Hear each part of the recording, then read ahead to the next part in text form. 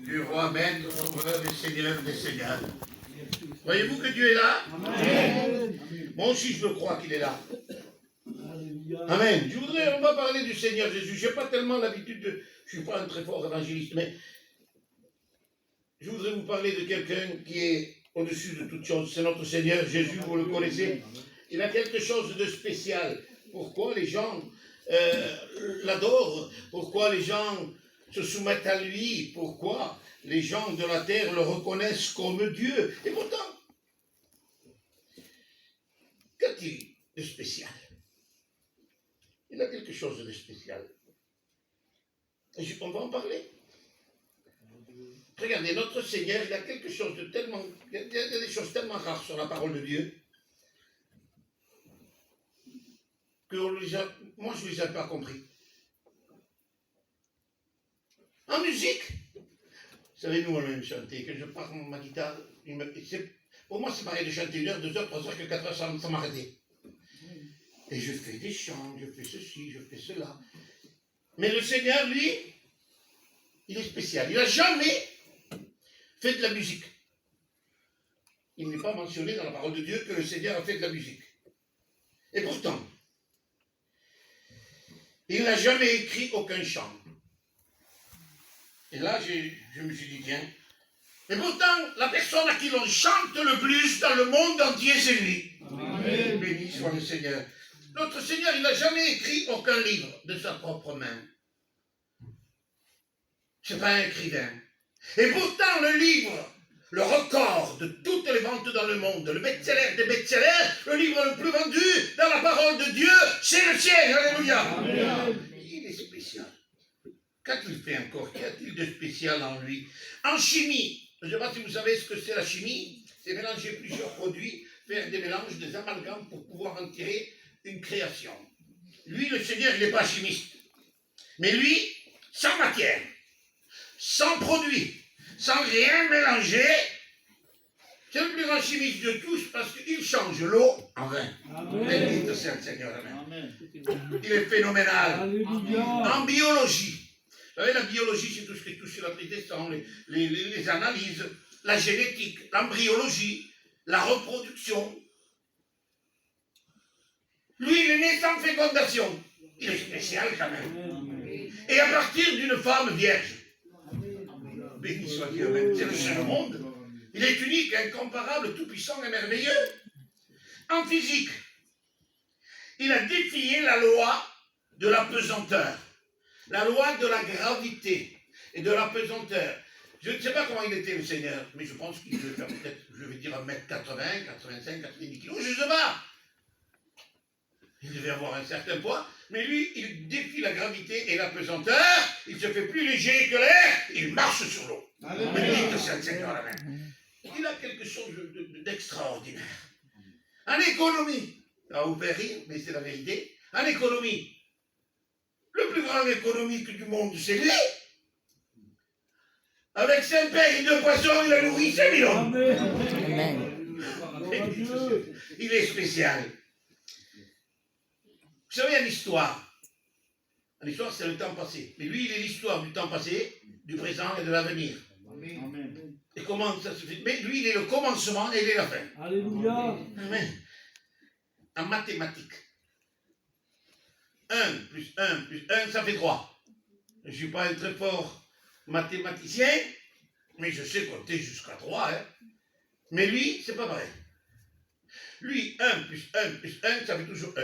Comment ça se fait ça? Parce que Dieu le Père, Dieu le Fils, Dieu le Saint-Esprit, un seul unique véritable Dieu. Mais ils sont 3. Pourquoi tu dis 1? Mais ils sont 3.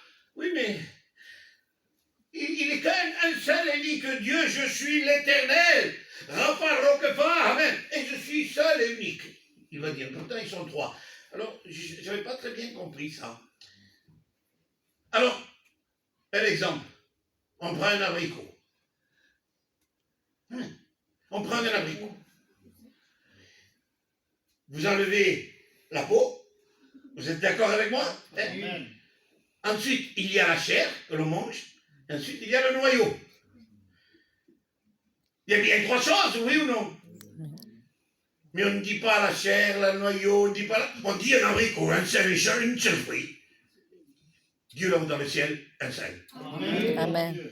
En académie, en hiérarchie, en grade, en diplôme. Jésus n'a jamais eu de diplôme ni de grade ici sur la terre. Et pourtant, les gens, quand ils le voient, ils l'appellent Rabbi, Rabouni, Maître, Seigneur, ils l'appellent. Et pourtant, il n'a aucun grade. Et même les démons se prosternent devant lui Amen. et lui disent Fils du Très-Haut. Amen. Il est spécial, il est tout-puissant et il est merveilleux. Et vous savez ce qu'il y a en lui? C'est qu'il est extraordinairement beau, sans limite. Aujourd'hui, nous sommes arrivés à un temps très difficile. Avoir Jésus dans son cœur, c'est un atout majeur. Amen. C'est quelque chose qui est indispensable, primordial, capital, vital, doctrinal et fondamental. Alléluia. Il faut que le Seigneur soit dans ton cœur. Amen. Si tu as le Seigneur, si tu as Jésus, tu as la vie. Si tu n'as pas Jésus, tu n'as pas la vie. Quand on dit la vie, mais je vis bien, non, mais la vie éternelle après la mort. Amen. Je crois que Jésus est notre Seigneur, celui que l'on attend. Aujourd'hui, nous sommes un petit peu dépassés par les événements. Nous arrivons à la fin des temps. Il y a eu un début de temps avec Adam et Ève. C'était le temps de l'innocence. Après le péché, c'était le temps de la conscience et de la compréhension. Après, c'était le temps des prophètes. Après, c'était le temps de Moïse et de la loi. Après, c'est arrivé jusqu'au temps de la grâce. Et là, nous arrivons dans les temps difficiles. Et bientôt, on rentrera dans les derniers temps. Aujourd'hui, nous sommes devant les signes précurseurs du retour du Seigneur. Jésus revient bientôt. Je sais que vos anciens vous l'ont prêché et reprêché. Je ne prétends pas apporter quelque chose de nouveau. Une brindille sur le feu qui est déjà allumé. Alléluia. Amen. Aujourd'hui, nous sommes attirés par les événements qui se passent. Ce sont des signes précurseurs du retour du Seigneur. Dans Matthieu 24, dans Luc 16, partout on en parle. C'est le Seigneur qui en parlait.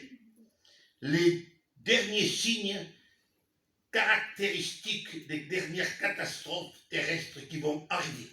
On en voit des petits signes de cela. Les conflits politiques, aujourd'hui, il n'y a que de ça. La parole de Dieu nous le dit, il y aura des soulèvements. C'est dans Matthieu 24.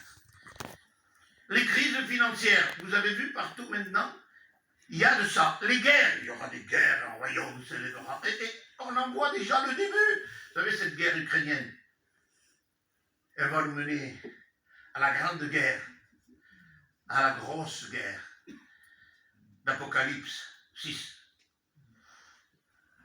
Les crimes, jamais la violence et la criminologie a été aussi grande que maintenant. La débauche et le libertinage, pardonnez-moi, je suis obligé de le dire. Jamais j'ai vu quelque chose comme ça. On ne peut pas allumer la télé, ne l'allumez pas. Ou alors allumez-la, oui, on l'allume tous. Pourtant, on voit des choses qui sont tellement vilaines. Non pas seulement dans le libertinage humain, on voit des choses dans l'abomination. Un homme, dans les publicités avec un autre homme. C'est affreux, ça me dégoûte. Et pourtant, on commence à l'accepter, on le voit, bon, c'est rien. On commence à avaler les choses qui ne doivent pas être avalées par les chrétiens. Et pourtant, ça arrive. L'abomination. Tout le monde sait ce que c'est l'abomination. Elle est là au milieu de nous, puis on n'y prend pas garde. Les pestes. La parole de Dieu nous dit qu'il y aura des pestes. Ce n'est pas un singulier, c'est un pluriel. Il y aura des pestes. D'une peste qui varie, qui revarie, qui change, qui se transforme, puis elle est toujours là. Les tremblements de terre. Les pluies diluviennes. Vous n'avez pas vu maintenant, vous allumez la météo, elle est devenue complètement folle. Vous allumez la télé, des grandes pluies qui amènent de la boue qui défend les maisons et les falaises. Les glaciers qui fondent. La mer qui va augmenter et la population côtière va se trouver inondée par l'eau.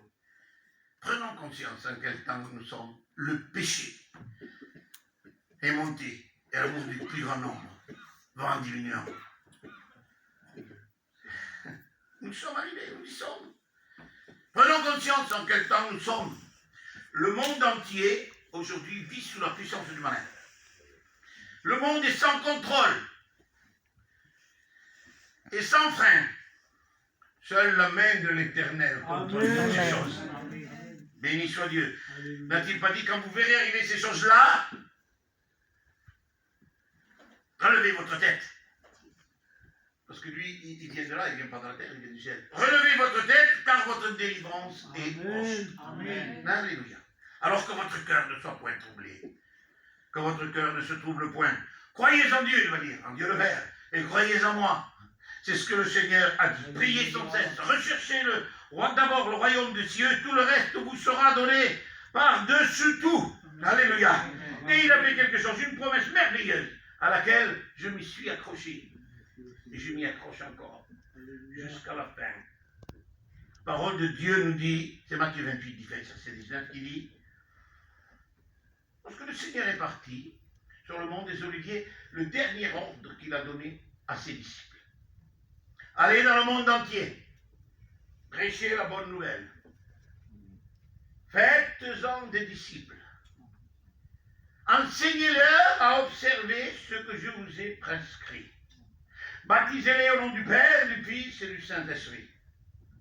Et voici la promesse à laquelle je m'y accroche. Et je serai avec vous jusqu'à la fin. Amen. Amen. Et Dieu est avec nous. Amen. Comment ça, il est avec moi, il est avec moi. Et pourtant, je demande plein de choses et je ne reçois pas. Je demande, écoute-moi mon frère, si tu demandes des choses que tu n'as pas reçues, remercie le Seigneur pour toutes les choses qu'il t'a déjà données. Amen. Béni soit l'Éternel. Amen. Amen. Nous pouvons confier à sa parole. Il a fait la promesse qu'il serait avec nous. Je serai avec vous. Va-t-il dire le Seigneur? Et le maire va-t-il abandonner le bébé qu'elle allait? C'est très dur, mais ça peut arriver. Ça, c'est déjà vu. Et vous savez ce qu'il va rajouter? Même si elle vous abandonne, moi, je ne vous abandonnerai pas. Amen. Béni soit le Seigneur. Le peuple d'Israël. Dieu était avec le peuple d'Israël. Chaque fois qu'il faisait la bataille avec le peuple de Syrie, qui a toujours été l'ennemi du peuple d'Israël, chaque fois qu'il faisait une bataille ou qu'il se disputait, chaque fois, c'était Israël qui remportait la bataille. Et un jour, ils ont envoyé un espion, se faisant passer pour un Israélite au milieu d'eux, pour voir quel était leur secret de bataille. Et puis, au bout de quelques jours, il est revenu. Puis il leur a poucave tout ce qu'ils savaient. Il leur a dit, ils ont un Dieu. Comment ça? Le Dieu de Moïse. Qui c'est ce Dieu-là? Eh bien, c'est celui qui a parlé là-haut dans la montagne. Ah bon, c'est un Dieu des montagnes? Oui. Ah, voilà pourquoi il nous va. On va attendre que le peuple d'Israël passe dans la vallée, dans le creuset. Et là, ce Dieu des montagnes ne sera pas là, en bas. Et là, on les battra. Eh bien, la parole de Dieu nous raconte cette histoire. Et il dit que lorsqu'ils sont descendus dans une vallée qu'ils sont passés, le peuple du Syrie l'a attaqué. Mais il a reçu une raclée quand même. Parce que Dieu était avec eux. Alléluia. Béni soit le Seigneur. Amen. Je crois en lui. Il est avec moi. Il est avec celui qui cherche sa face, avec celui qui l'aime, avec celui qui le respecte, et avec celui qui obéit. Amen. Gloire à Dieu. Je voudrais vous raconter quelques petites histoires de la parole de Dieu. Je ne suis pas venu vous faire quelque chose de grand doctrinal, pas aujourd'hui du moins. Mais je suis venu vous dire que Dieu est avec toi. Amen. Combien de fois il t'a gardé que tu t'en es même pas aperçu? Pourtant c'était lui. Combien de fois il t'est arrivé des choses étranges, tu dis tiens, ça c'est mal, ça c'est mal. Et combien de fois après tu as dit finalement ce mal m'a apporté un bien. Parfois le Seigneur permet un mal pour en ressortir un bien. Et on s'en rend compte plus tard. Béni soit le Seigneur. Un jour, le prophète Élisée était dans un campement avec très peu de gens. Et le roi de Syrie, à nouveau, l'Éternel le réprime celui-là. Je ne vous dis pas dans la nuit noire où il est en souffrant dans le séjour des morts. Eh bien, ce roi de Syrie s'apprête à détruire ce petit campement où se trouvait le prophète Élisée. La parole de Dieu nous dit que son serviteur Géasi se lève de bon matin et il voit le campement entouré par des centaines et des centaines de soldats de guerre, des soldats sanguinaires, habitués au combat, avec des chars, avec des lances, des épées, des armures. Il allait attaquer le petit campement du prophète Élisée. Il rentre et il va tout d'un coup, il appelle Élisée. Élisée, regarde, on est mort. Regarde tout, viens, sort, regarde tout ce qu'il y a autour de nous. On va mourir. Alors là, on est morts, nous on n'est pas beaucoup, ils sont des centaines et des centaines, puis nous on n'est pas des grands guerriers, puis eux, celui-ci, assoiffé de sang, on est mort. La parole de Dieu nous dit qu'il sort et qu'il regarde. Le prophète Élisée regarde. Et après avoir regardé quelques instants, il lui dit, n'aie aucune crainte. Tu me dis de ne pas avoir la crainte alors que je vois qu'on va tous périr, entourés. Il a dit, n'aie pas peur. Ceux qui sont avec nous sont plus forts et plus nombreux que ceux qui sont contre. Amen. Mais où sont-ils? Je ne vois personne, moi, il dit. Ceux qui sont avec nous. La parole de Dieu nous dit que le prophète Élisée prie l'Éternel et lui dit, ouvre les yeux de mon serviteur. Et Dieu ouvre les yeux de son serviteur. Et lorsqu'il a ouvert les yeux de son serviteur, il vit clairement derrière l'armée du roi de Syrie une armée 10 fois plus puissante d'anges. Alléluia! Prête à les détruire. Alléluia! Et ils furent aveuglés. Alors c'est pour cela que moi je vous dis ce que le prophète a dit. Celui qui est avec nous est plus fort que celui qui est contre. Alléluia! Il est avec toi, il est avec moi. Alléluia! Je crois en lui. Il est ma force, il est mon espérance. Un jour, un homme qu'on appelle le roi Nebuchadnezzar, roi de Babylone. Les Babyloniens de l'époque étaient un petit peu comme les Sumériens, la première civilisation dotée de grande destruction, de grande sagesse, de grande richesse. Il tenait captif dans sa ville une grosse partie du peuple d'Israël qui avait été déporté. Un jour, ce roi, Nebuchadnezzar, un antichrist, avait plein d'idoles. Un jour, il a voulu élever une édifice, c'est-à-dire une statue à son effigie, à sa propre personne. Et il a élevé cette statue tout en or. Mon Dieu! 30 mètres d'auteur, vous vous rendez compte d'une statue de 30 mètres d'auteur, 3 mètres de large. Et il avait dit, voilà ma représentation sur cette statue. Je vais appeler tout le monde des pays lointains. Je vais appeler les intendants. Je vais appeler les gouverneurs, les conseillers, les magistrats, les juges de toutes les provinces et une multitude de gens. Il faudra qu'ils se prosternent devant cette statue que je représente. Quand je ferai jouer l'orchestre, quand je ferai jouer de la musique, tout le monde faudra qu'il se prosterne devant la statue, autrement dit, devant moi. Et là, il y avait 3 personnages, 3 amis de Daniel qui s'appelaient Shadrach, Meshach et Abednego. Ils avaient 3 noms. Shadrach, Meshach et Abednego. 3 hommes de Dieu, complets. La parole de Dieu nous dit qu'il a fait chanter, qu'il a réuni tous ces gens et qu'il a fait chanter l'orchestre, que tout le monde se prosternait. Mais ces 3 hommes ne se sont pas prosternés. Alors certains de ces magistrats et de ces conseillers du roi, il a dit, comment ça se fait que tout le monde se prosternait sauf ces 3 juifs? Tu as dit que celui qui ne se prosternait pas, tu le mettrais à mort? Oui, je l'ai dit. Alors il faut les mettre à mort. Il y en a 3. Alors lui, il appelle ces 3 hommes. Et quand il les fait venir, il leur donne encore une chance. Il leur dit, vous allez vous prosterner. Je vais refaire la musique à nouveau. Vous allez prosterner devant cette statue. En vous prosternant devant elle, vous vous prosternez devant moi. Et les 3 en même temps disent, c'est pas la peine que tu refasses jouer de la musique. On ne s'est pas prosterné la première fois. On ne se prosternera pas la deuxième. Parce que nous, on se prosterne devant notre Dieu seulement. Amen. Mais vous allez mourir. Mais nous allons mourir. L'Éternel, mais c'est pas possible, il va dire, vous confiez à l'Éternel, mais qui peut vous arracher de ma main? Qui peut vous arracher de ma main Sinon, vous savez ce que je fais avec vous? Je vous mets dans un four crématoire. Et je vous mets dedans. C'est une sorte de grosse caisse en fer dans lesquelles on mettait des fois quelques condamnés. À la fournaise ardente, ça s'appelle. Si vous ne vous prostérez pas, je vous mettrai dedans. Au roi vit éternellement. Mais notre Dieu que nous connaissons, celui qui est avec nous,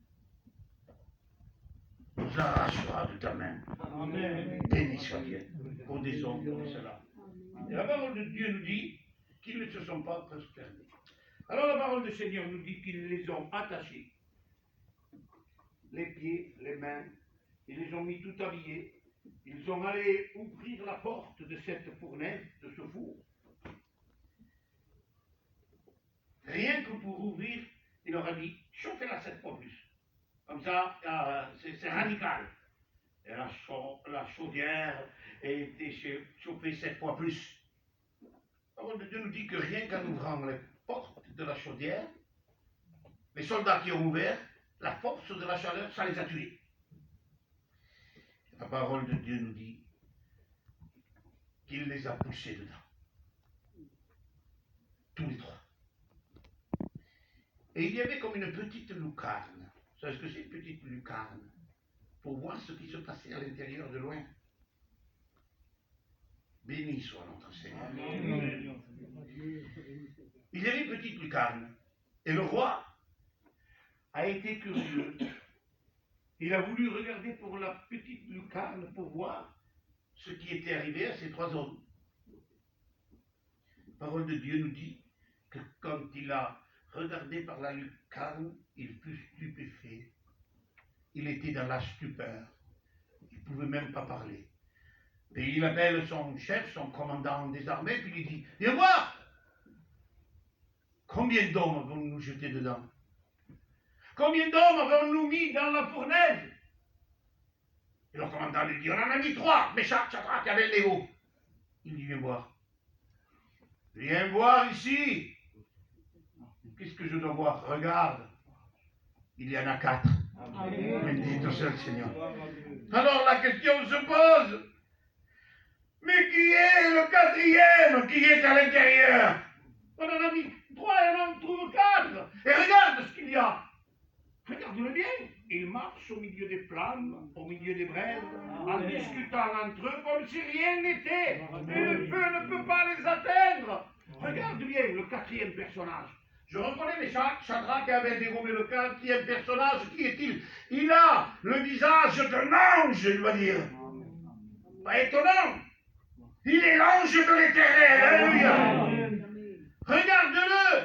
Il ressemble à un fils de Dieu. Il ne ressemble pas. Il est le fils de Dieu. Alléluia. Et il marche au milieu d'eux. La question se pose. Mais qui, il posera la question à plusieurs reprises, mais qui est celui-ci qui marche au milieu, qui est le 4e personnage? Voulez-vous voir qui était le 4e personnage?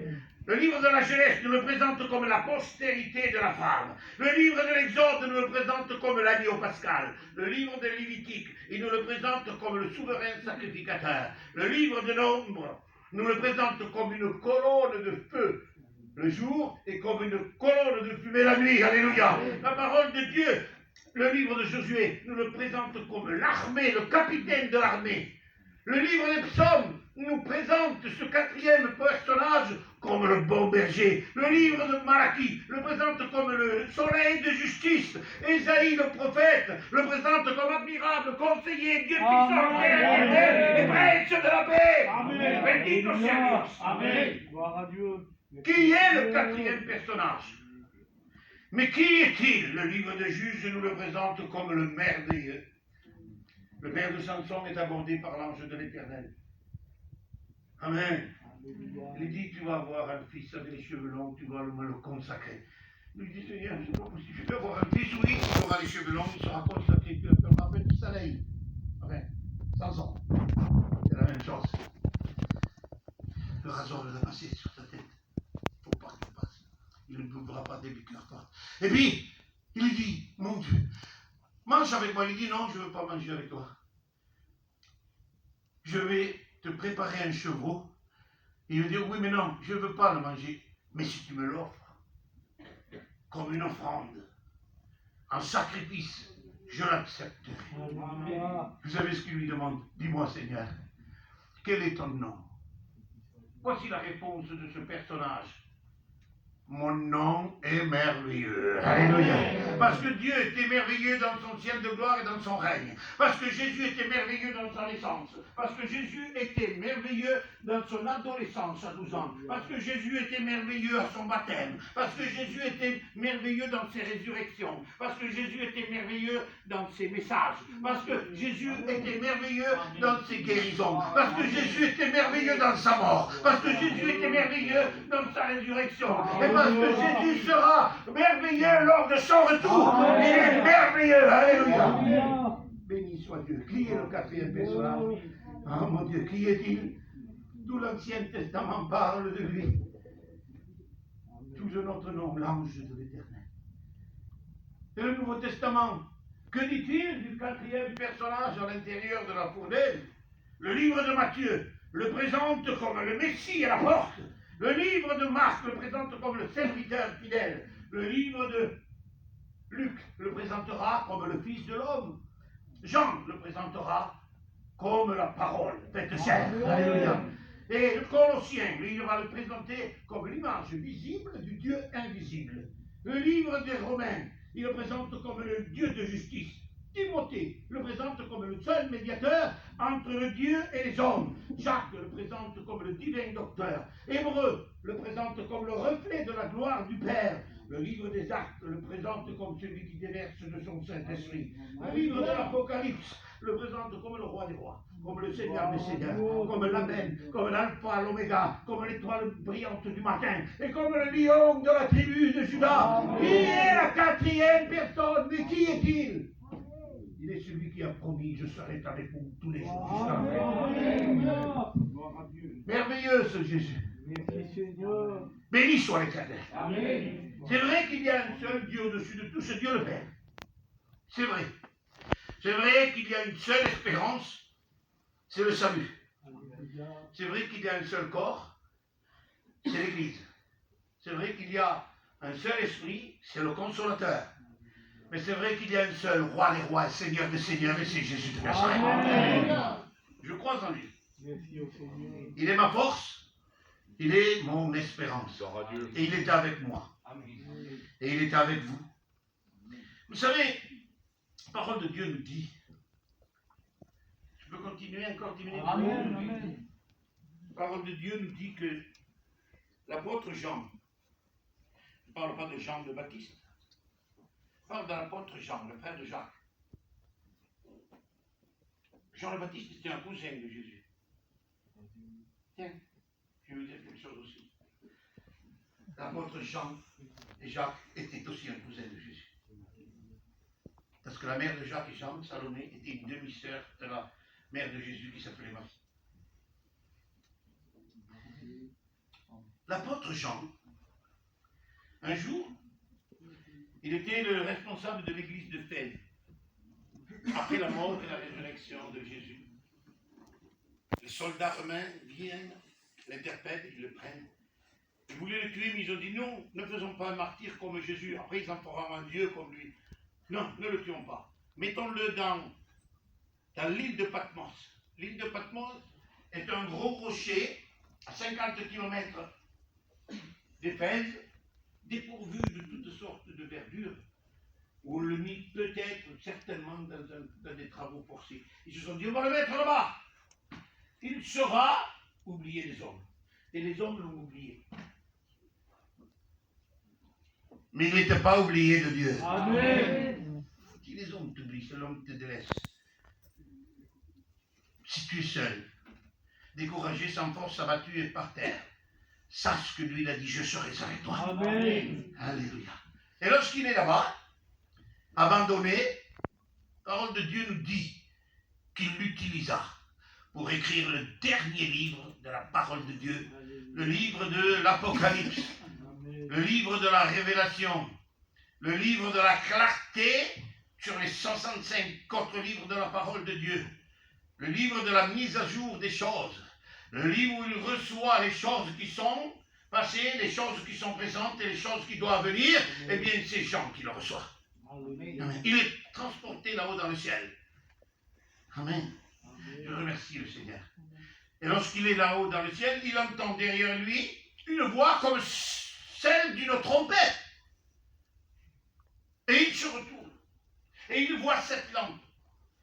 Au milieu de ces 7 lampes, il voit un personnage. Un personnage extraordinaire. La Bible le décrit. Avec les cheveux blancs comme la neige. Béni soit le Seigneur. Avec un vêtement blanc qui descendait jusqu'au long de ses jambes. Ses jambes ressemblaient à des jambes qui sortaient d'un four. Elles étaient de la couleur du bronze. Il portait une ceinture d'or. Son visage était resplendissant comme le soleil en plein midi. Et quand il le voit, il est choqué. Et il tombe par terre.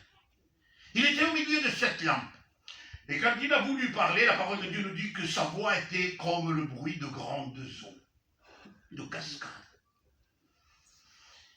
Vous savez ce qu'il lui dit?